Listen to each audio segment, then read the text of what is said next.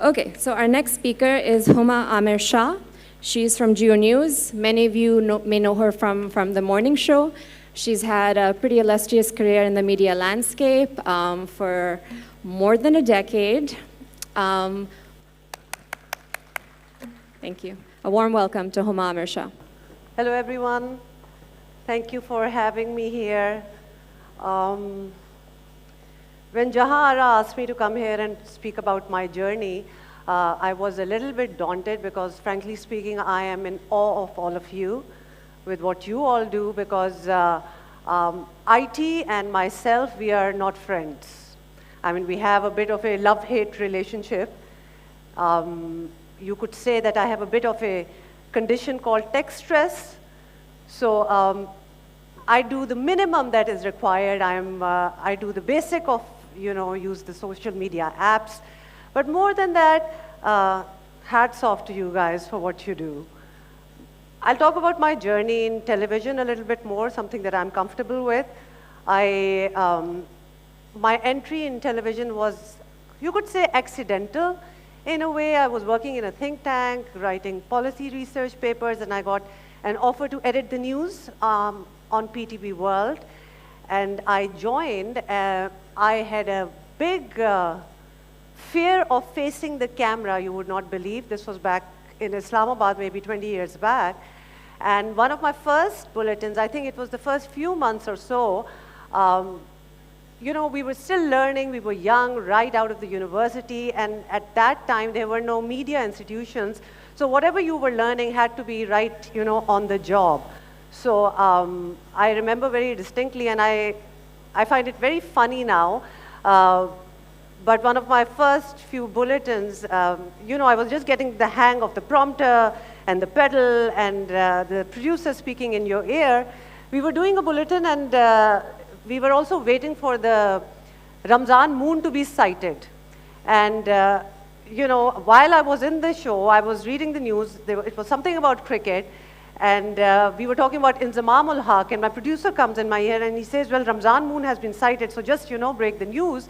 And I ended up saying something like, Ramzan-ul-haq mubarak. I mean, I was petrified of what I did, but just to tell you that in the initial years, we made some really funny mistakes, but the good thing is that there was no social media. Otherwise, I would have become a meme by now with my Ramzan-ul-haq mubarak. So we did a couple of those things, but it's all good now. So PTV World was a bit of a learning institution for us. We used to read the news, learn how to edit the news, decipher facts from fictions, not that everything that we thought was true could go on air. I quickly realized that just reading the news off the prompter was not for me. So I started doing news on TV. I joined Radio Pakistan, started doing news over there. Joined PTV Prime at the time. There were not many channels. Started hosting shows. And after a while, I joined a private news channel. Noticed the real difference of what research and a little bit of azadi can do, because that was really the first time that I hosted shows on topics that honestly had not been spoken about before. For instance, we had a topic on adoption. Not only we showed the ways of adopting, we had adoptees on the show who were very honest and truthful about the reality of being adopted. And at least from my own perspective, I had never really seen anything like that on TV before, and I was the one who was hosting. Another example, we had a show on the topic of transformations and how people evolve, and we invited Junaid Jamshed, who was very candid to talk about his journey from being a pop star to becoming what he did. And he was very open and candid and honest, I would say, about it. You see less honesty these days now. Things are usually quoted out of context as well. Then we had Imran Khan talking about his mother and the cancer hospital that he made. Finally, we had a topic on our show that honestly, in this day and age, I cannot even tell you what the topic was, but we managed to do an entire show on it, which makes me feel that we had so much more freedom, maybe 15, 20 years back, to talk on issues that we cannot even mention now, you know, they would be taboo. But there was a sense of freedom. I now realize that that was because there was, you know, no social media, things were not, clips were not taken out of context and put on air. We did not have unnecessary backlash, you can say. But having said that, that was also the last show of that series, and then the show was banned because I guess we found out that this was not a topic to be spoken about. I moved to Lahore from Islamabad and joined Aaj TV, which actually gave me a very good perspective about, you know, meeting with academicians and philosophers and actors and singers and politicians.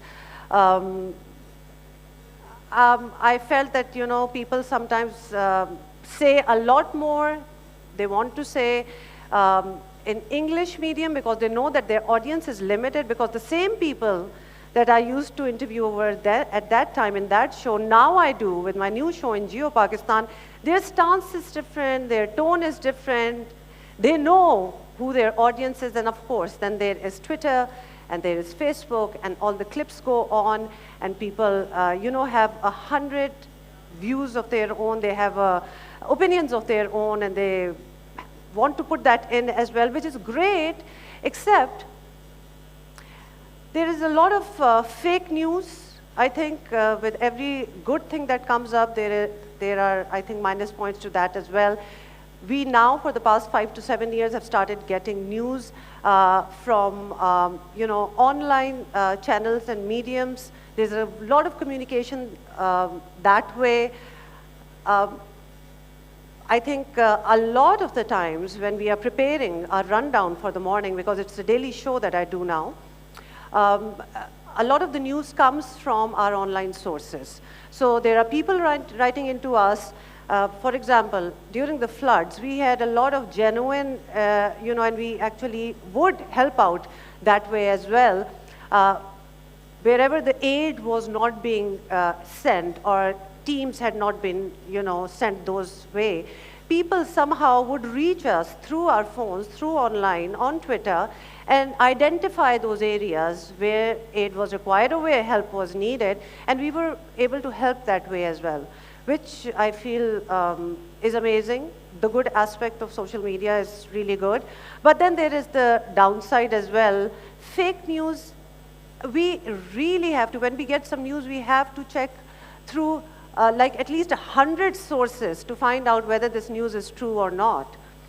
And the sad bit is that fake news spreads like a virus. Even when you tell people that this was fake, you know, aap ek tardeed bhi uski de dete hain, you try to tell them, you give them sources also, you quote people also, okay, this was fake. But somehow facts don't resonate with the people as much as fake news does, because I guess it, I don't even know what to say. I guess it resonates. Fake news is the, I would say, what people are thinking, and they want to think that way, and if somebody wants to come and clear that notion, they don't want to accept it. In the sense that, you know, when they say apology should be louder than your aggression or, you know, your mistake, apologies are never that way. They are never louder. At least वो दब जाती हैं on Twitter वगैरह, अगर आप कोई अच्छी चीज़ देने की कोशिश करें, कोई तरदीद देने की कोशिश करें, so ये एक downside हमें नज़र आती है. Geo Pakistan, the show that we started, was the first time that I felt that a lot of like-minded people had gotten together. We wanted to do the same thing. We wanted to change the landscape of morning shows. It became a bit of a game changer, I would say, because a lot of shows then started up on the same, you know, format. But in that, we had a special division for social media, because we quickly realized that our shows were not as watched as much live on television as they were watched online. So we started doing extras. So we had 2-hour slot on TV, but we would do a half an hour extra with the same guests for our audience online, which quickly became very successful also. I think that was a very successful model. It picked up pace. It gave a lot of more popularity to our show as well. We, I think, managed to kill some of the practices that were being done in morning shows. Our morning show became very newsy, very crisp. I mean, we would even put up films that make news. We would talk to actors if they were making news. Anything that made news had to be on the show, and not the traditional dance and shadiyan and all that. That was totally out, which I was very relieved about. We let go of all the live telephone calls because that's such a waste of time. So that, I think, we managed to create a new slot for the way breakfast television is done here in Pakistan. Again, I would say, earlier we used to have, you know, a little bit of time, news, whatever it used to come, we would have to be in the newsroom and we would have to be right there to discuss everything. But now we have all the news in our phone. The downside of it is that it seems like we are always working throughout the day because news can come at any moment. But at least we are connected with one another. We can sift through all the information that we have. We can pick and choose what we want to give. We can verify a lot of things that was not easier to do earlier. So that way, I think I had to make friends with IT. I had to come into the fold despite my resistance. And it has become a very big part of our daily life in the newsroom, I would say. A lot of things are happening in the world right now, which, you know, earlier in the panel they were talking about climate change. A lot of information that we get is also, it's much easier because we can get right to the source. Whenever we are talking about a certain topic, like we were talking about floods in the recent months, we could actually get to the source. If we were talking about, you know, unprecedented rains happening in Pakistan and we wanted to understand why, the why behind it, we knew where to reach, where to go. And because I've been in this industry for a very long time, it was, I love this difference that earlier we really had to rely on, you know, those sources and that's all, and you just had to believe whatever was being told to you. Now you can reach anybody at the other corner of the world, and you will be assisted, and your knowledge, you will have a more informed, I think, you can make more informed opinions. So that way, I would not even get on the stage without my phone in my hand because I know that I'm connected, I feel secure. Anything and everything that I want to know is right over here. Once again, I would say that this industry is amazing. I wish that, you know, many years back I would have actually become a part of it, actively become a part of it, and not really have to grow into it eventually, despite my own resistance, I would say, had to catch up with it. But for the youngsters here, I do have a few points that, again, I wrote over here. A few things that I've learned over the years by staying in what I have a passion for, which is obviously television. Although there were temptations in the middle to switch, you know, professions or move to something else, what I learned, and I think it's a matter of perception, but I would say stick to what you are doing. Stick to the game. Venture out in different avenues, but stay in the same domain, and you know, your time will come. I understand it's a very competitive market, just like ours is as well, but stay true, you know, give it time, and your time will come as well. So this was just one thing, consistency, that I wanted to mention here. I think nobody knows that better than you all, that you really need to manifest what you want to achieve. If you have your goals, stick to them. Every decision that you make, ask yourself, if it is taking you into the direction of your final goal where you want to be.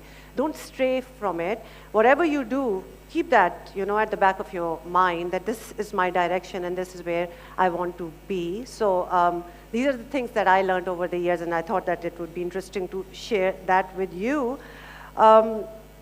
Take care of your health. I mean, for the youngsters out here, you can really spend all your hours and use your head and your brain and your mind, but give yourselves a break also, because if you don't have your health, and I will include mental health in that as well, you will not be able to reap or enjoy the rewards of what you have struggled so hard to achieve. So take care of your health. I thought that should be said. For the women out there, I would especially say that construct a persona about yourself. There's a word that I use which I perhaps should not be using over here, but have develop a bit of a dash face, poker face, or whatever face you want to say. Be a little unapproachable. I have, in my experience in Pakistan, being your true self, if you are very friendly in nature, can be taken into weird context, and you will end up getting unwanted attention. But build a persona where only those people can approach you where it means business. Not everybody should be able to. So that's what I've done, and I encourage the girls who work beside me as well to do that. And in that domain, do what you have to do, and definitely learn to say no. When you don't want to do anything, your instinct is telling you not to go there, not to pick up a topic. In my case, listen to that instinct. Trust your own self. That is about it. Thank you.